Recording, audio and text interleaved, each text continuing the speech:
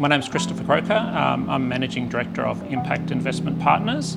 We're a specialist investment management firm. We started about 5 years ago in Perth, WA, really to create a different way of helping Aboriginal communities with economic development.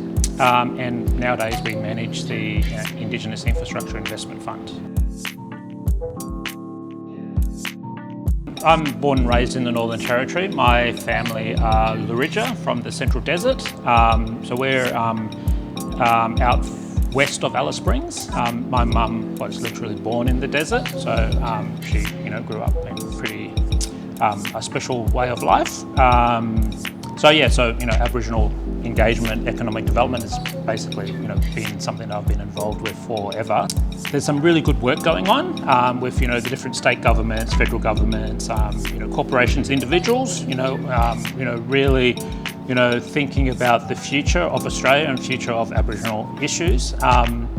But sometimes things get a bit stalled. So we thought, well, was there a different way of approaching this? Can we actually get some private sector investment and also coupled with Indigenous-led investments as well, bring them together to actually solve some of the social and service delivery issues in communities. We've launched the Indigenous Infrastructure Fund, which we have perpetual corporate trustees as our trustee for the fund, which is a big step.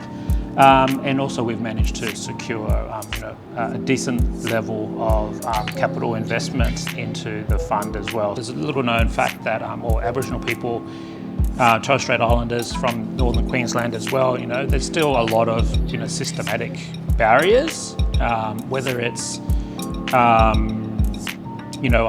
whether it's protection of culture or access to education or employment opportunities. In a lot of towns in remote Australia don't have safe drinking water, have unreliable electricity.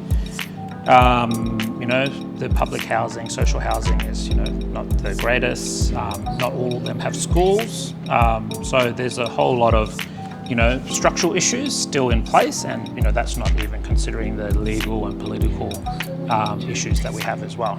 There's still a long way to go. So I think with the work that we're doing at Impact, I think in 5 years' time we'll be hoping that we would actually have better water services, better electricity production in tens, if not 20 communities.